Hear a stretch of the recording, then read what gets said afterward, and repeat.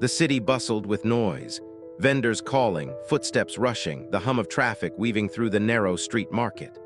From the backseat of a gleaming black luxury car, a little girl pressed her face against the tinted glass, her wide eyes full of curiosity. While her father's bodyguards scanned the crowd with indifference, she noticed something no one else seemed to see. A woman stumbling, her grocery bags tearing open, apples rolling across the pavement. The woman collapsed to her knees, ignored by the hurried crowd. For a moment, the world seemed to freeze. The girl's small hand pushed the heavy car door open before anyone could stop her. With a burst of courage, she ran toward the fallen woman, her silk shoes tapping against the cracked pavement. The startled bodyguards shouted after her, but the child knelt down first, innocence reaching out to meet desperation. The woman's world had always moved at a pace faster than her strength could carry. Her name was Maya, a young woman barely in her late 20s, yet her tired eyes carried the weight of someone much older. She worked as a part-time teacher at a neighborhood school and spent her evenings tutoring children in cramped apartments, juggling jobs just to make ends meet. Her income barely covered the rent of a modest, single-room flat and the simple meals she tried to stretch across the week. On this day, the fatigue in her body had reached its breaking point. She had just left her last tutoring session, her voice still hoarse from hours of reading aloud, her shoulders heavy with the grocery bags she could hardly afford. Bread, milk, and a few bruised apples made up most of what she carried, meager supplies that would have to last until her next paycheck. The market was alive with chatter and color, yet she moved through it like a ghost, unnoticed and unremarkable. The crowd surged past her, each person in their own world, but inside her chest a storm brewed. She hadn't eaten a proper meal all day. She had skipped breakfast to save food for the children she taught, and by evening the hollow ache in her stomach was overwhelming. Her vision blurred, the ground tilted beneath her, and her knees buckled without warning. The bags split open as she hit the pavement. Apples rolled into dirty gutters, the loaf of bread flattened under hurried feet. People glanced but didn't stop. Some stepped around her, others muttered in irritation as though her collapse was an inconvenience. And then light. The first face she saw when her eyes fluttered half open was not of a stranger looking down in pity, but of a little girl kneeling beside her. Soft hands, small yet determined, tried to lift her shoulders. A pair of wide eyes filled with genuine concern met hers. "Are you okay?" the girl asked in a voice so pure it felt like a melody cutting through the noise of the market. Maya's lips trembled as she tried to form words, but her throat was dry, her strength gone. All she could manage was a whisper, so faint that only the girl could hear. "Thank you." It was all she had to give, a fragile thread of gratitude carried on breath that seemed about to vanish. The child turned her head, shouting for help, but not in the frantic, fearful tone most children might use. Instead, there was courage in her call, an urgency that made people pause. Some nearby shoppers finally turned their attention toward the fallen woman, though none dared move until the bodyguards came rushing forward. But before the men in dark suits could lift Maya with their rough efficiency, the girl spoke firmly, almost like a little guardian angel. "Be gentle, she's hurt." The order startled them more than the collapse had. It was then that the shadow of another figure fell over the scene. Towering, broad-shouldered, dressed in a perfectly tailored suit that mirrored authority itself, the CEO. His polished shoes stopped just inches away from the woman still lying weak on the ground. His expression was unreadable, but his sharp eyes flicked from his daughter to Maya with visible annoyance. He had been on his way to a meeting, his mind occupied with contracts worth millions, and he couldn't understand why his daughter had thrown herself into this chaos. To him, it was just another stranger, another complication in a world he tried to control tightly. "Get her up," he ordered curtly, not looking at Maya directly but addressing the bodyguards. Maya, still conscious but fragile, felt the sting of humiliation at his tone. She didn't want to be carried like a burden, didn't want to be treated as though she were nothing more than a problem to be removed from the street. Yet when her eyes turned again to the little girl's face, The concern, the kindness, the simple humanity shining there, her shame eased. In that fleeting moment, a bond was forged. Not between the CEO and Maya, not yet, but between his daughter and the struggling woman whose world had just collapsed. A bond made of compassion and innocence.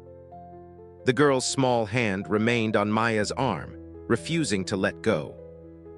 And though the CEO didn't realize it then, this was the beginning of a story that would unravel his carefully built world, showing him truths that no boardroom ever could. The market seemed to hold its breath the moment he appeared. Tall, broad-shouldered, and immaculately dressed in a tailored navy suit, Richard Hale was a man who commanded attention without a single word. His presence was like a wall of glass and steel, polished, unyielding, and intimidating. The CEO of Hale International, one of the city's most powerful conglomerates, was known for closing deals that reshaped entire industries. To most, he was untouchable, a man insulated by wealth, status, and the invisible armor of authority. But at that moment, as he stepped out of the luxury car, his expression was not one of concern, but of irritation. His sharp eyes darted instantly to the little girl kneeling beside the fallen woman. His daughter, his only child, the one person he allowed close to his heart.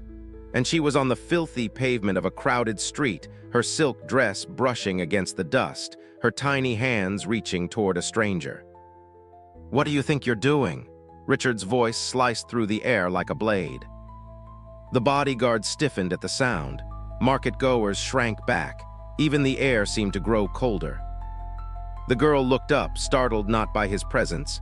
She was used to her father's commanding tone, but by the intensity in his eyes. For a heartbeat, she faltered.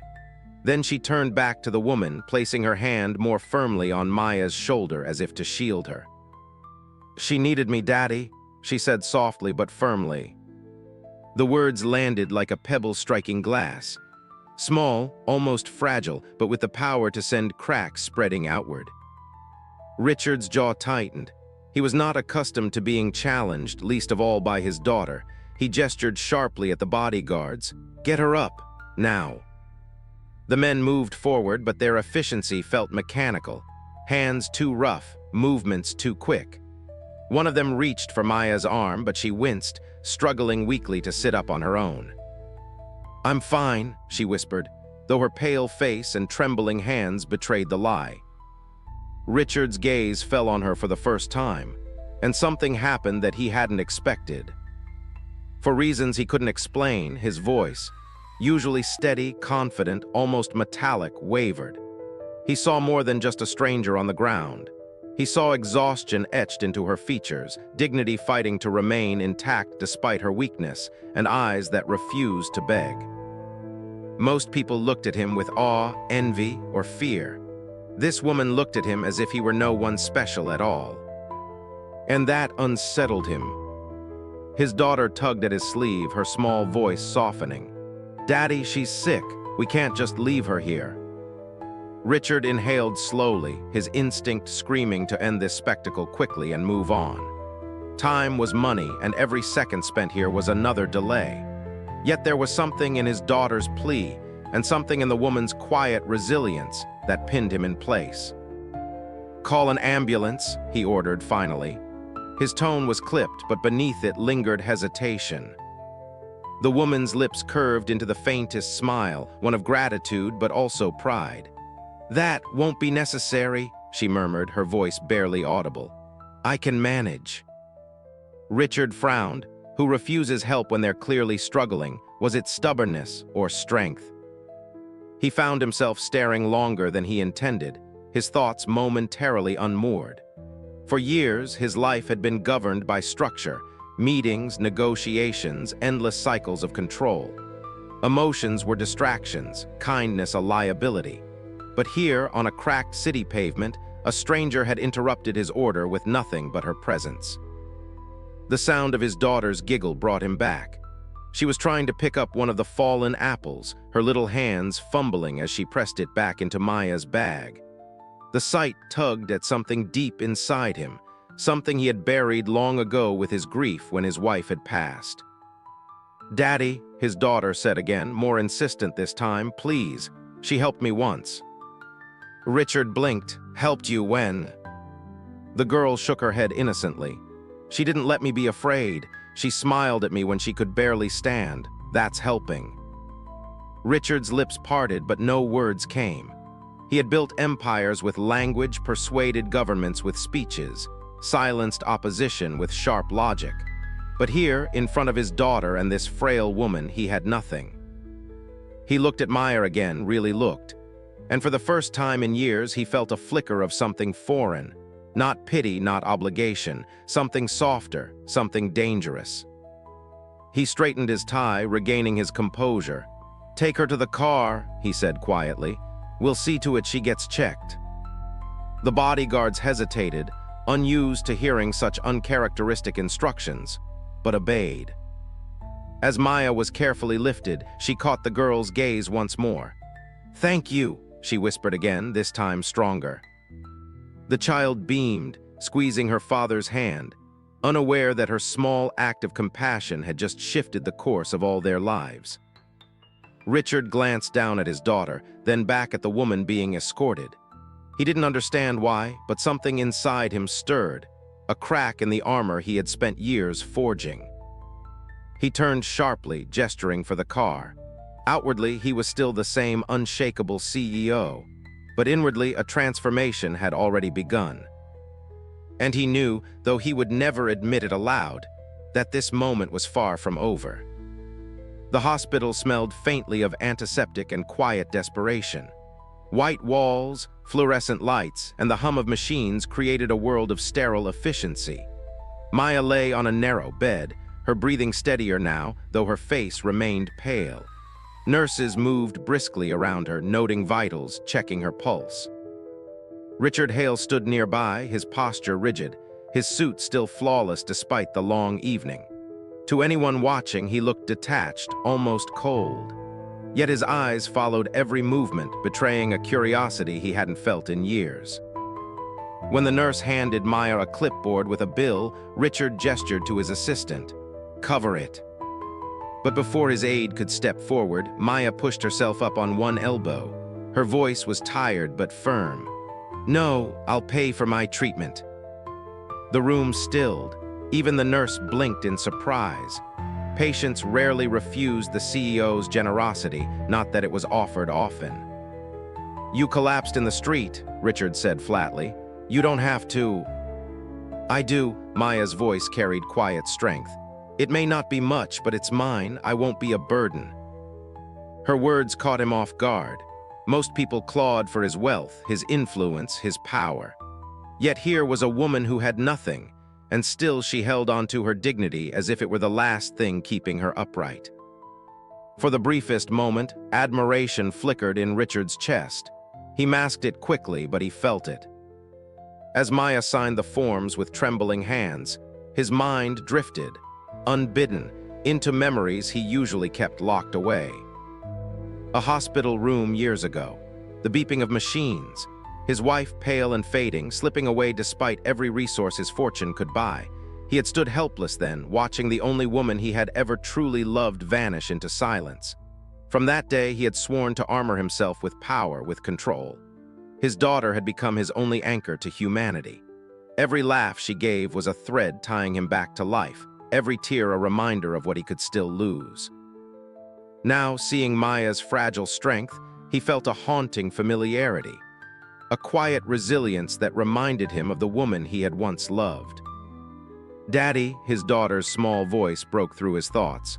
She clutched his hand tightly, her eyes wet but hopeful. "Can she come with us, just until she's better, please?" Richard blinked. "Come with us?" The child nodded eagerly, turning to Maya. "Our house is big and it's lonely. You'll get better faster with us. Please, Daddy, don't say no." For once, Richard found himself without an immediate answer. His instinct said no. His pride said no. But his daughter's pleading eyes and the strange pull he felt toward this woman told him otherwise. He exhaled slowly, as though the decision cost him something far greater than words. "Fine," he said at last, his tone clipped but carrying an undertone of something softer. Maya looked up, startled. And though she wanted to refuse, the exhaustion in her body and the sincerity in the child's face left her no strength to argue. And so, with one reluctant agreement, fate tied their lives together more tightly than any of them yet realized. When Maya opened her eyes, the world had changed. No longer did she hear the noise of the market or the echo of hospital machines. Instead, she lay beneath a high ceiling carved with delicate patterns, the morning light filtering through velvet curtains. The sheets were softer than anything she had ever known, the air faintly scented with polished wood and roses. For a moment, she thought she was dreaming, but then came the echo of footsteps on marble floors, the distant chime of a grandfather clock, and the hushed whispers of voices outside the door. This was not her tiny rented flat. This was another world entirely, the mansion of Richard Hale. She sat up quickly, her heart racing. The bed alone looked worth more than everything she owned combined. Her worn clothes from the market had been neatly folded on a chair, replaced with a simple but elegant gown left at her bedside. Her first instinct was to leave, to run. She did not belong here. But before she could swing her legs off the bed, the door burst open and a small figure rushed in. Miss Maya, the CEO's daughter, threw herself into her arms with unfiltered joy. "You're awake, I was so worried." Maya caught the girl, startled by her warmth. The child clung to her as though she were not a stranger, but someone she had known her whole life. In that embrace, Maya felt something she hadn't felt in years, the sensation of being wanted. Behind the child, two maids lingered at the doorway, whispering among themselves. "Who is she?" one muttered. "Some poor woman the master brought in from the street." "I heard she collapsed in the market," the other replied, her tone skeptical. "And now she's here, it doesn't make sense." Their eyes were sharp, suspicious, as though Maya's very presence stained the gleaming marble. Maya lowered her gaze, her cheeks warm with shame. She had no defense. She was a poor woman from the street. Nothing about her belonged in this world of chandeliers and crystal vases. But the little girl's hand squeezed hers, pulling her gently away from that thought. "Come on, I'll show you my room." Reluctantly, Maya allowed herself to be led through the mansion. Everywhere she looked, she saw grandeur, towering bookshelves, sweeping staircases, polished floors that reflected her every step. Yet all of it felt empty, hollow, until the child's laughter filled the silence. Later that day in the girl's room, Maya found crayons scattered across the floor. Instead of simply admiring the expensive toys, she sat cross-legged and began to draw. A flower, a sun, a crooked little house. The child giggled, picking up a crayon to join her. Soon the room was alive with colors and laughter, the kind that bounced off the high ceilings and startled the passing staff. No one could remember the last time the mansion had heard such joy. In the kitchen, Maya surprised the chefs by asking for simple ingredients: eggs, flour, milk. Instead of gourmet meals, she made pancakes, teaching the girl how to flip them clumsily on the pan. Batter splattered across the counter. The child squealed with delight, and Maya laughed, really laughed, despite herself. The household staff exchanged glances. Some frowned, others softened, but all of them knew this was something unusual. And in the shadows of the hallway, Richard Hale watched. He stood silently, hands in his pockets, observing his daughter's radiant smile as Maya guided her tiny hands with patience. For years, his mansion had been a fortress of silence, filled with wealth but starved of warmth. Yet in just one day, this stranger had brought color, sound, and life back into its walls. Richard's chest tightened. He told himself it was nothing, just gratitude that his daughter was happy. But deep down, something else stirred, something he hadn't felt in years. The fortress of steel around his heart was beginning, slowly, to soften. The mansion had long been a palace of silence. Footsteps echoed on marble floors, servants moved with hushed discipline, and even laughter seemed forbidden by the weight of the walls. For years, the CEO had grown accustomed to this quiet. He told himself it was peace, though in truth, it was emptiness. But that night, as he walked down the long corridor outside his daughter's room, he froze. A sound rang out that he hadn't heard in years, his daughter's laughter. Not a polite giggle, not the strained sound she sometimes made at business dinners, but real, unrestrained laughter. It burst out of her like music, bright and unshaken. He leaned against the doorframe, listening. Inside, the woman sat cross-legged on the floor, teaching the child how to make silly shadow puppets on the wall.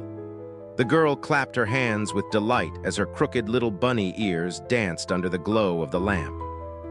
The CEO's chest tightened. That laughter, it reminded him of his late wife, of nights when the house had been alive with warmth. He swallowed hard, suddenly aware of a sting at the back of his eyes. At dinner that evening, the household gathered as usual, crystal glasses, silver cutlery, plates served with meticulous precision. The woman sat awkwardly, clearly unsure if she belonged at such a table. His daughter, however, insisted she stay. Conversation was light until the girl knocked over her glass by accident. The liquid spilled across the white tablecloth, and the CEO instinctively snapped, "Be careful!" His voice carried the sharpness of years of discipline. The girl's smile faded. She lowered her head, ashamed. But before silence reclaimed the table, the woman spoke softly. "She's just a child," she said, her tone steady but gentle. "Spills can be cleaned. What matters is that she was enjoying herself." The CEO turned sharply toward her, unused to being corrected. The staff froze, waiting for his temper to erupt. But instead, he found himself staring into her eyes, calm, unwavering, filled with quiet strength. Something shifted inside him. Instead of anger, he felt respect.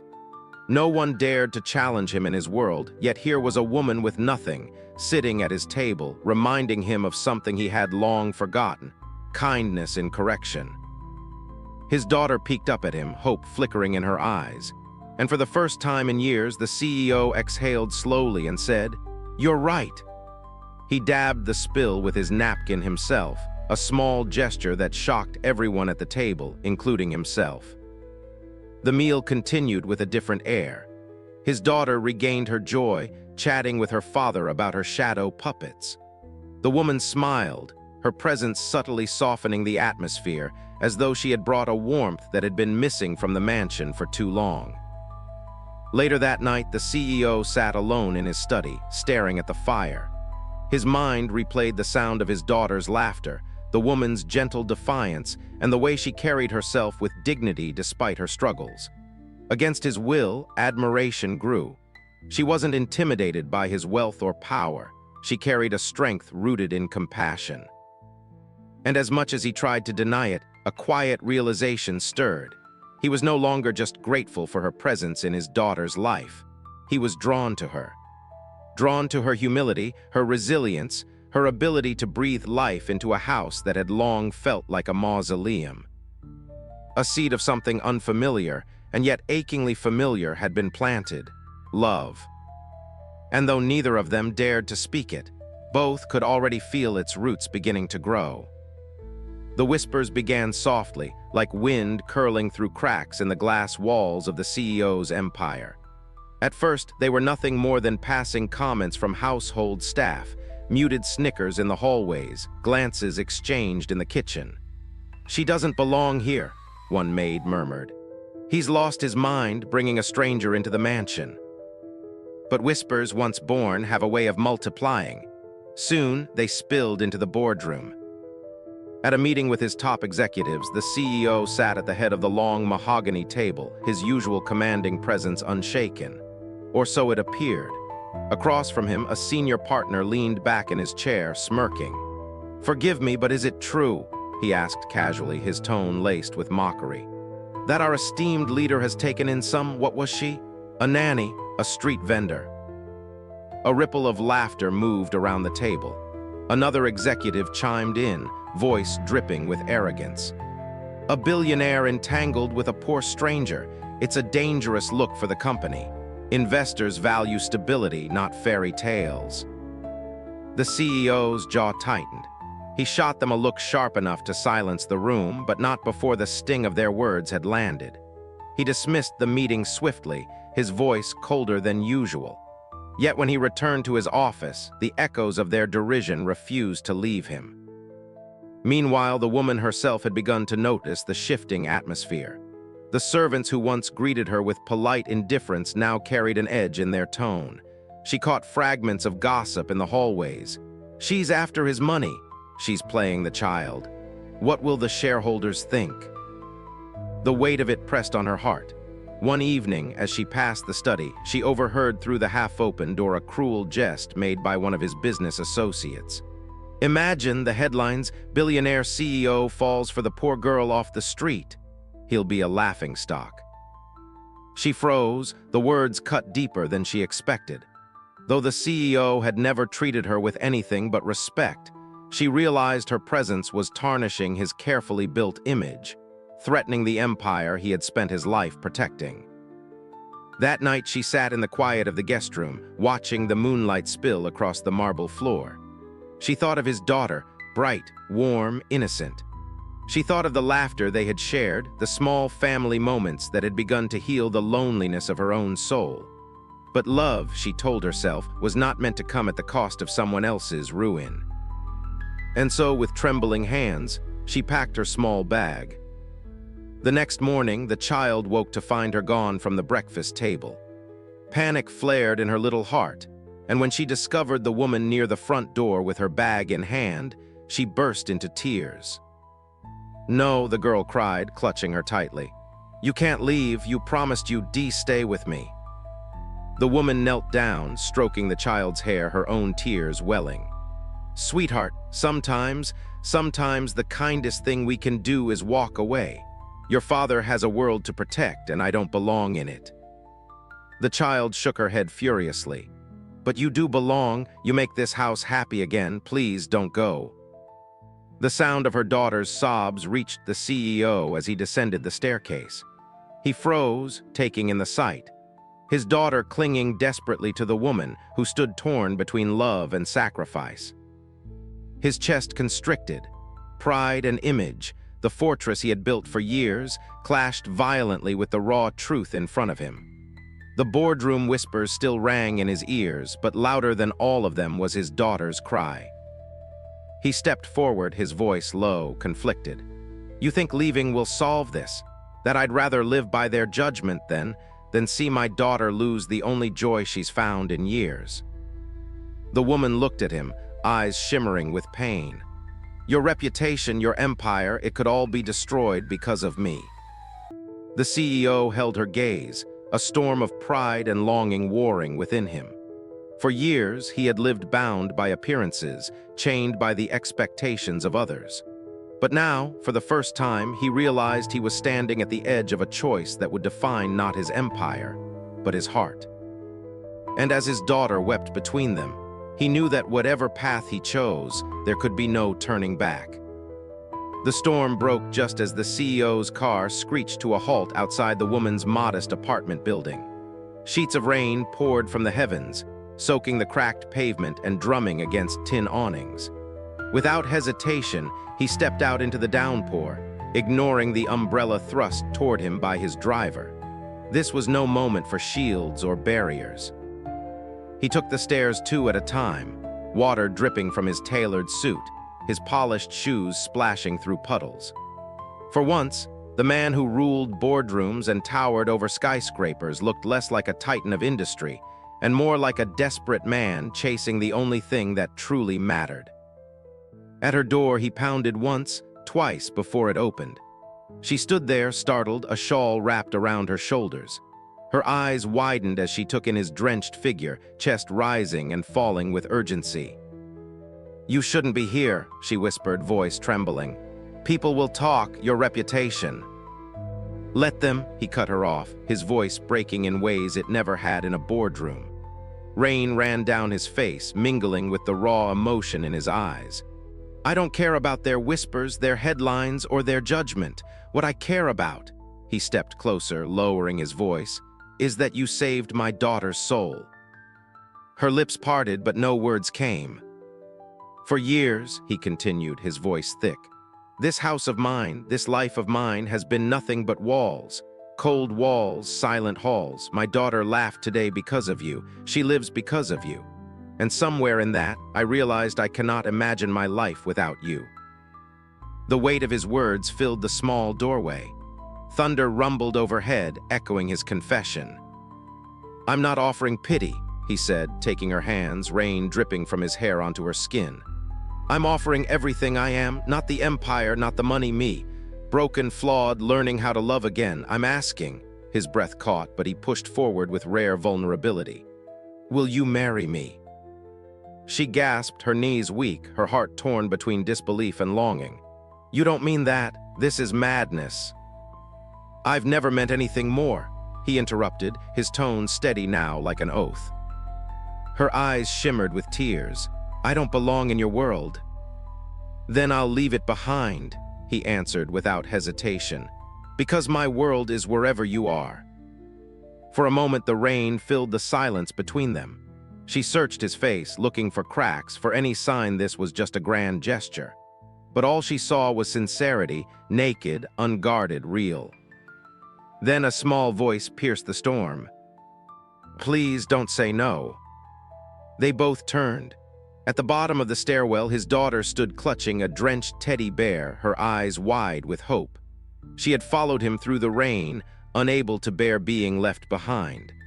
Now she climbed the steps quickly and flung herself into the woman's arms. The woman held the child tightly, overwhelmed by the warmth, the trust, the undeniable bond. As thunder rolled one last time, her defenses crumbled. She closed her eyes, whispering a single word that changed everything. Yes. The CEO exhaled a breath he didn't realize he'd been holding. In the midst of the storm, beneath flickering streetlights, a billionaire found love not in grandeur, but in the simplest act of acceptance. The world expected a spectacle. A billionaire's wedding, after all, usually meant cathedrals filled with crystal chandeliers, guest lists of politicians and moguls, and headlines splashed across glossy magazines. But when the day came, there was none of that. Instead, in the quiet glow of a small chapel tucked away from the city's noise, the CEO stood at the altar in a simple suit. Beside him, the woman wore a modest white dress. No diamonds, no designer veil, just a ribbon in her hair and a trembling smile on her lips. Their daughter skipped happily between them, clutching a bouquet of wildflowers she had picked herself that morning. The officiant's words were simple, almost whispered, yet every syllable felt monumental. The CEO's voice, usually sharp and commanding, softened when he took her hand. No contracts, no conditions, only love, only us. His eyes glistened as he vowed not wealth, but his heart. Her response was quiet, but steady, each word drenched in sincerity. I choose you, not your empire, not your fortune, just you. The daughter giggled when she slipped the ring onto her finger, clapping her hands as though she were part of the vows. For years, she had lived in a house where silence was the loudest sound. Now, laughter echoed through the chapel, filling every corner with warmth. When the ceremony ended, there were no camera flashes, no investors watching from the back row. There was only a small circle of genuine witnesses, 2 lives uniting, and a little girl whose joy completed the picture. Back at the mansion, chandeliers no longer seemed intimidating. The marble floors no longer felt cold. The air carried something new. The rhythm of footsteps chasing through halls, the music of laughter, the quiet hum of a family being born. The fortress of steel had become a home. In the end, the story does not belong to the boardrooms or the headlines. It belongs to a single act of courage. The moment a child stepped from the safety of a car to help a stranger when no one else would. That instinct, pure and uncalculated, rippled outward until it rewrote 3 lives. The CEO had spent years building walls of glass and steel, mistaking control for protection.